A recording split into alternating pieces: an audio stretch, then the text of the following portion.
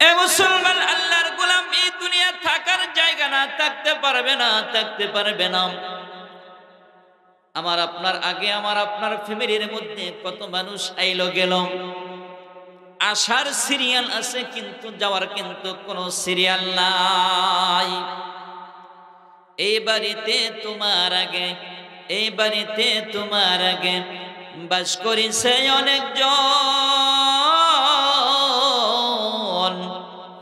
তারাও গেছে, তুমিও যাবা, কেউ রবে না সারাক্ষণ। কথা ঠিক না বেঠিক? মরণ আমায় ডাকবে যেদিন, মরণ আমায় ডাকবে যেদিন, নিঠুর রব ধরে গদরিয়া এই পৃথিবী যাব সারিয়া। কথা ঠিক না বেঠিক? মরণ আমায় ডাকবে যেদিন, মরণ আমায় ডাকবে যেদিন, নিঠুর রব ধরে গদরিয়া এই পৃথিবী যাব সারিয়া। ঘর থেকে বাহির করিবে উত্তর শীতল দিয়া, গোসল করাইবে তোমায় মুশারি টাঙ্গায়া। কথা ঠিক না বেঠিক?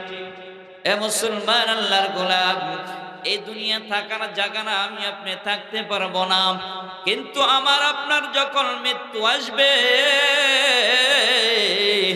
আমি আপনি যখন দুনিয়া থেকে বিদায় নিয়ে চলে যাব, আমার আপনার সঙ্গের সাথী হবে প্রথম হলো ঈমান নামক দৌলত। কথা ঠিক না বেঠিক?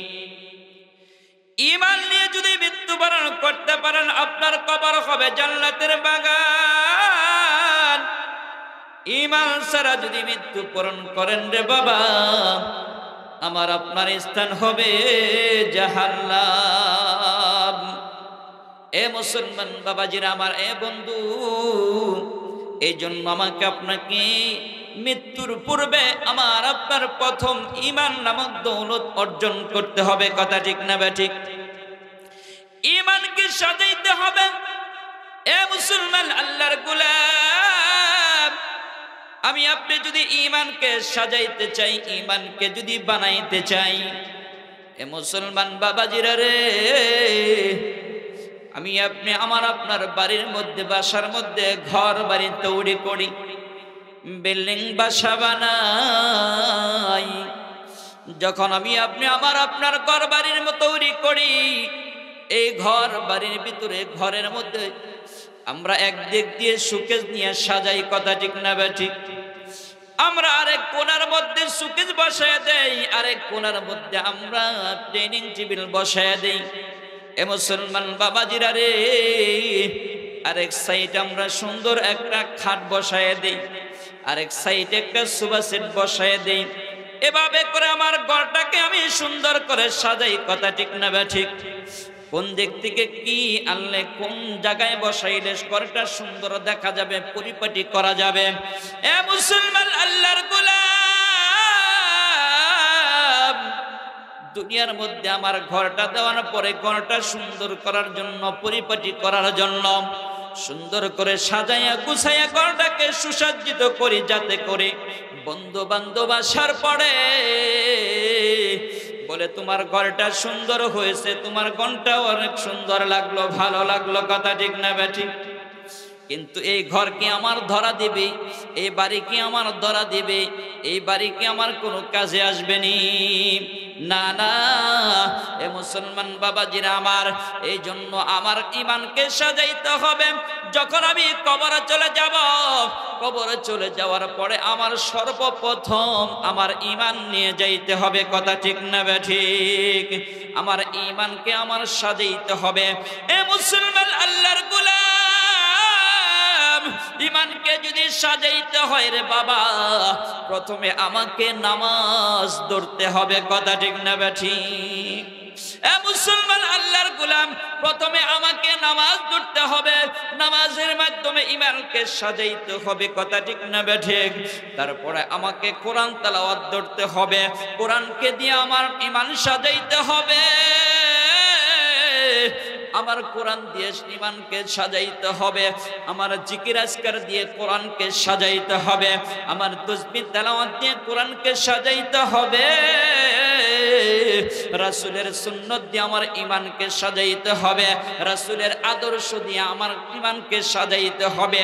আমি যখন আমার ঈমানকে কোরআন দিয়ে, নামাজ দিয়ে, রাসূলের আদর্শ দিয়ে, কোরআন তেলাওয়াতের মাধ্যমে, তাসবিহ তেলাওয়াতের মাধ্যমে, এ মুসলমান রাসূলের সুন্নাত নিয়ে যখন আমার ঈমানকে সাজাইতে পারবো, আমি যখন এই সাজানো ঈমান নিয়ে যখন আমি কবরে যাব, কবরে যাওয়ার পরে এ মুসলমান আমার আপনার জন্য কবরটা জান্নাতের বাগান হয়ে যাবে। কথা ঠিক না ঠিক? এ মুসলমান এই জন্য আমার ঈমানকে সাজাইতে হবে। এ মুসলমান দুনিয়া থেকে আমাকে আপনাকে চলে যেতে হবে। কথা ঠিক না ঠিক? এ মুসলমান কত মানুষ কত ভাবে তো চলে গেল, কত মানুষ কত ভাবে দুনিয়া থেকে বিদায় নিল।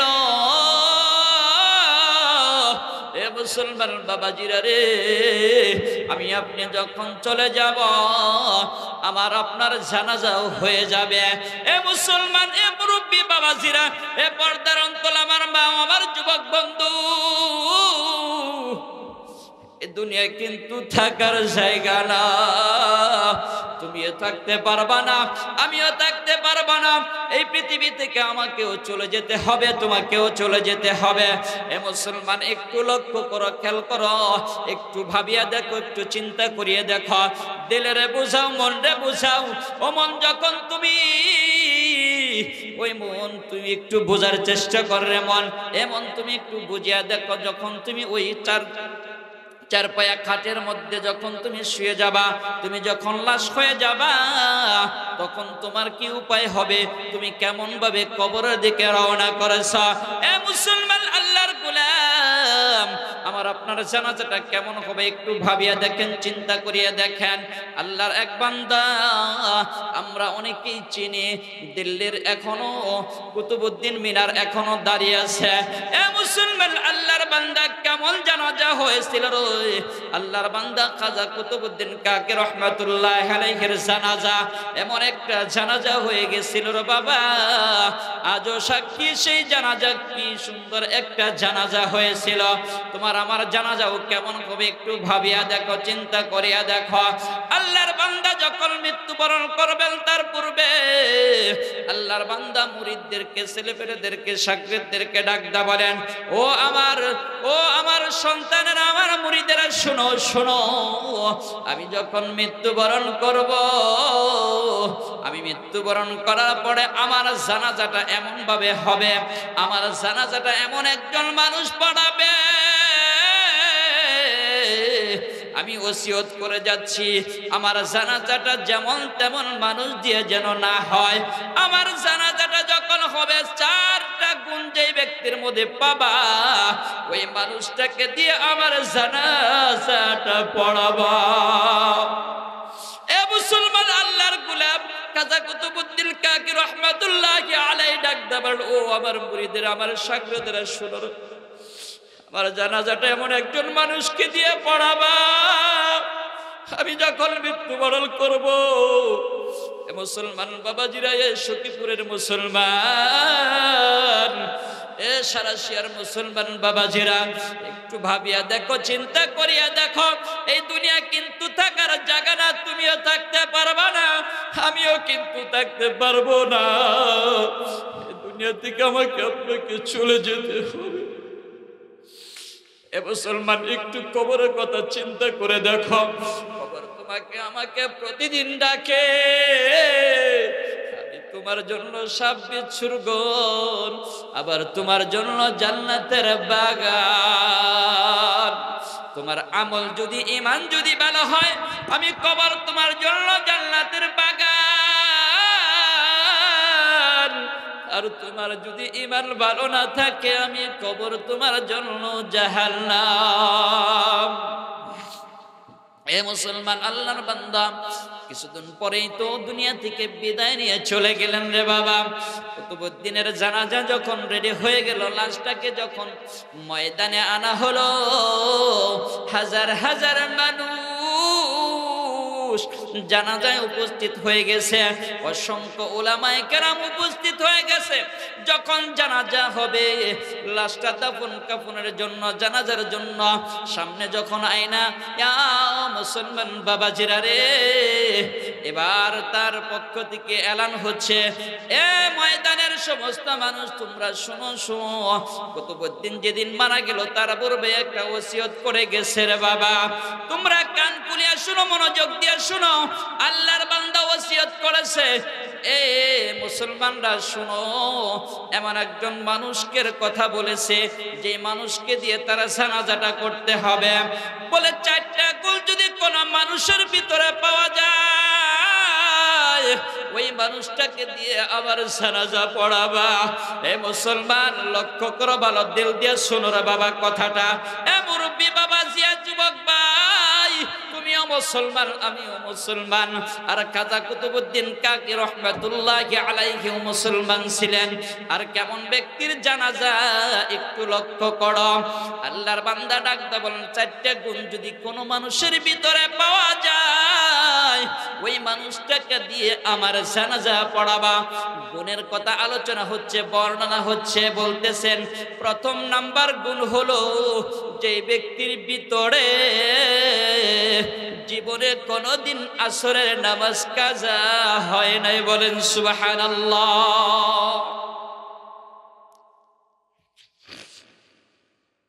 প্রথম নাম্বার কি বলছে? কঠিন শর্ত, কথা ঠিক না ঠিক? আমাদের কি আসরের সুন্নত কোনদিন হয়েছে? হয় নাই।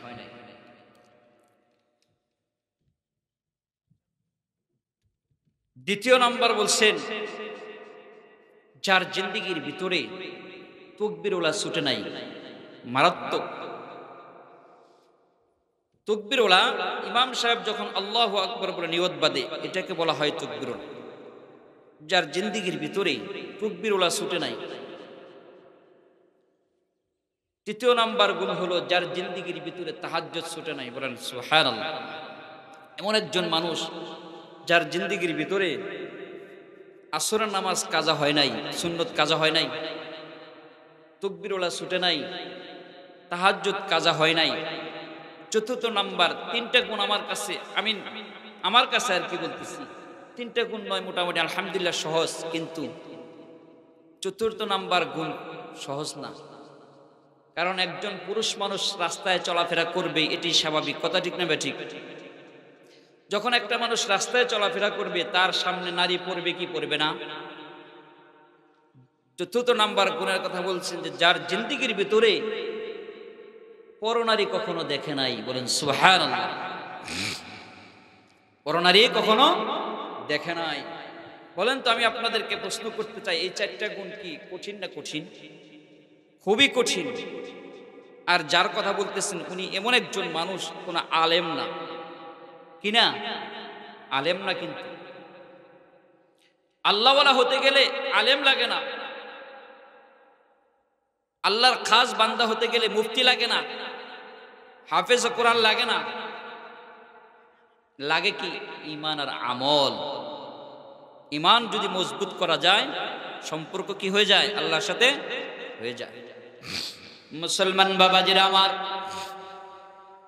আল্লাহর বান্দা ডাকতে বলতেছেন, এই 4টা গুণের বর্ণনা যখন আলোচনা করেছেন, এ মুসলমান, আল্লাহর বান্দা 4টা গুণ যখন আলোচনা করেছেন, বর্ণনা করেছেন, কিছু সময় অতিবাহিত হয়ে যায়, কোনো একজন বান্দাকে পাওয়া যায় না।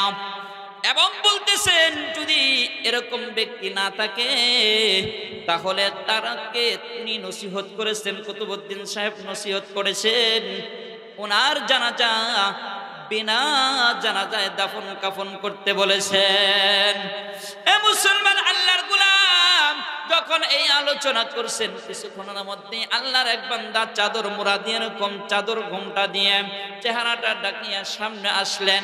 আয়েশা কুতুবউদ্দিন কাকি রহমাতুল্লাহি আলাইহি মুখ থেকে কাফনের কাপড়টা সরাই বললেন, কুতুবউদ্দিন, এটা তুমি কি করলা? দুনিয়ার কোন মানুষ আমার আমলের খবর জানতো না। আমার আমার জানা আমার এই আমলের কথা তুমি কেন ফাঁস করে দিলা? কিন্তু তোমার কাছে আমি একটা দাবি জানাই, আমার একটা আবদার জানাই, তুমি আমাকে যেদিন কিয়ামতের ময়দানে কঠিন মুসিবতের দিনে হাসরের দিনে ফয়সালা হয়ে যাবে, তুমি যখন জান্নাতে যাবা আমাকে সারা জান্নাতে যাও না, আমাকে তোমার সঙ্গে জান্নাতে নিয়ে যেও। বলেন সুবহানাল্লাহ। এ মুসলমান আল্লাহর গোলাম এবার ডাকদা বলতেছেন, এই ময়দানের মানুষরা রে, আমি কুতুবউদ্দিনের কাকির জানাজা আমি পড়াবো। এবার সকলেই তাকে বলতেছেন, প্রশ্ন করতেছেন, ওগো আপনি কে? আপনি কি? আপনার চেহারাটা একটু গোছান, আপনাকে দেখতে চাই। এ মুসলমান বাবাজিরা, এ দুনিয়ার আল্লাহর গোলাম, এ পর্দার অন্তর আমার মা, আমার বোনেরা, যুবক বন্ধু, তুমিও মানুষ আমিও মানুষ, তুমিও মুসলমান আমিও মুসলমান। কেমন মুসলমান হইলাম, কেমন ইমানদার হইলাম? এ মুসলমান যখন ঘুমটাটা উঠাইছে,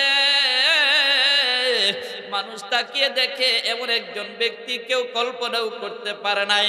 ওই সময়ের একজন বাদশা, রানিং বাদশা শামসুদ্দিন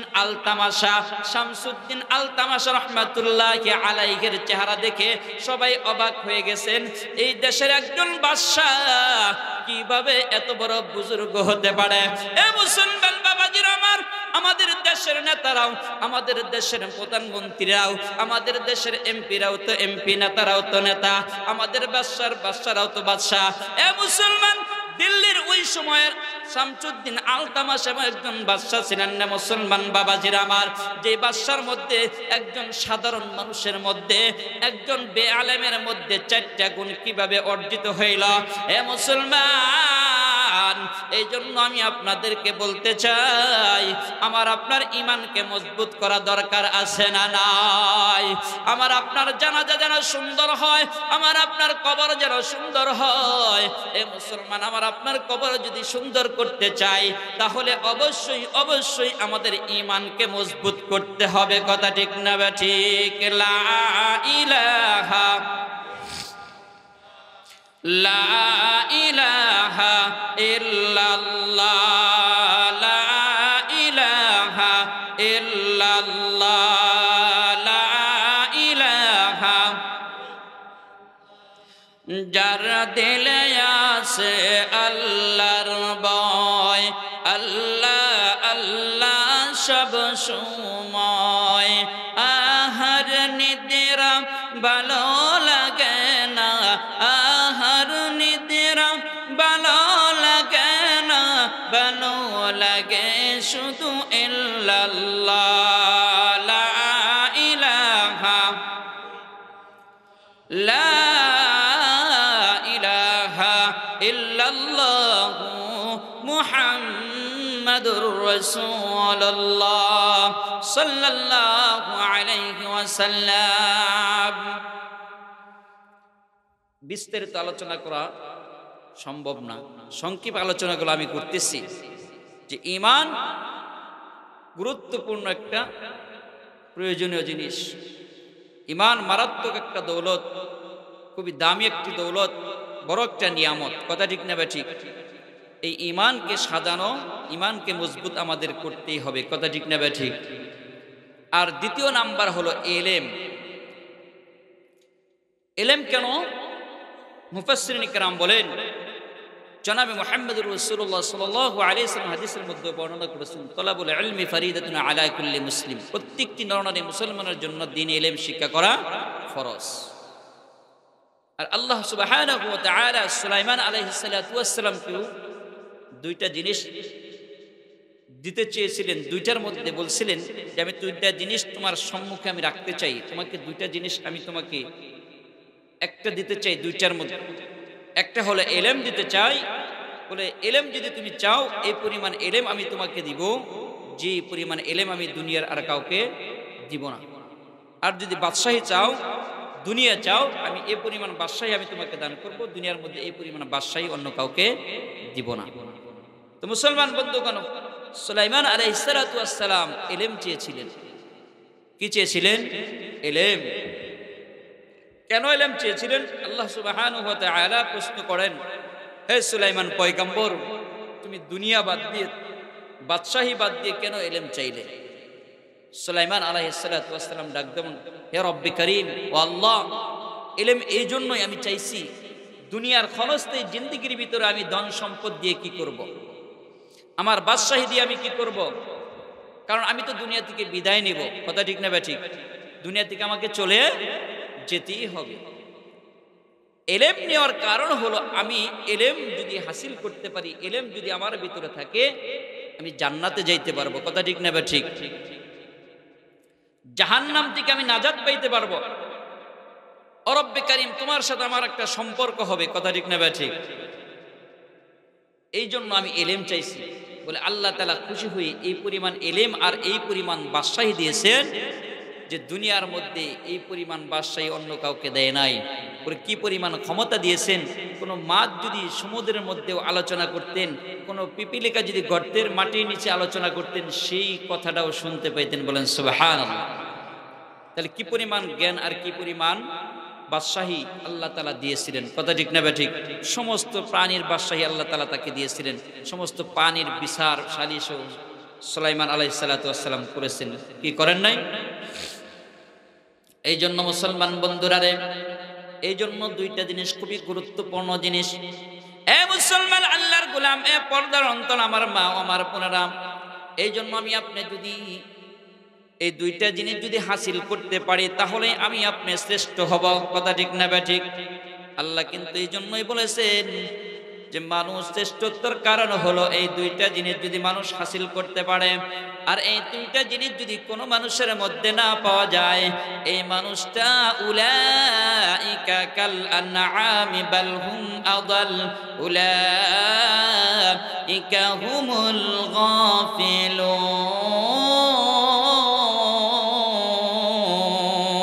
আল্লাহু আকবার। এ মুসলমান আল্লাহর গোলাম, এই জন্য এই দুইটা জিনিসকে আমাকে আপনাকে হাসিল করতে হবে। আর এই দুইটা জিনিস যদি আমি আপনি হাসিল করতে চাই, এখন তো আমার আপনার বয়স হয়ে গেছে 60, এখন আমার আপনার বয়স হয়ে গেছে 70, এখনো সুযোগ কিভাবে? বলে এখনো সুযোগ হলো দাওয়াতে তাবলীগের মেহনতের মাধ্যমে, এখনো সুযোগ হলো মসজিদে আয়েশা ইমাম সাহেবের কাছে বসে বসে, কথা ঠিক না ঠিক? এ মুসলমান, আমি আপনি যদি দুনিয়ার এত চাকচিক্য যদি সাজানোর জন্য যদি সবকিছু বুঝি, এ মুসলমান, তাহলে আমার আপনার কবরের ঘরবাড়ি সাজানো দরকার আছে না নাই? এ মুসলমান, কবরের জগতে আমি আপনি শান্তিতে থাকতে চাইলে আমার ঈমান এবং আমল এলেমকে সাজায় নিয়ে যাইতে হবে।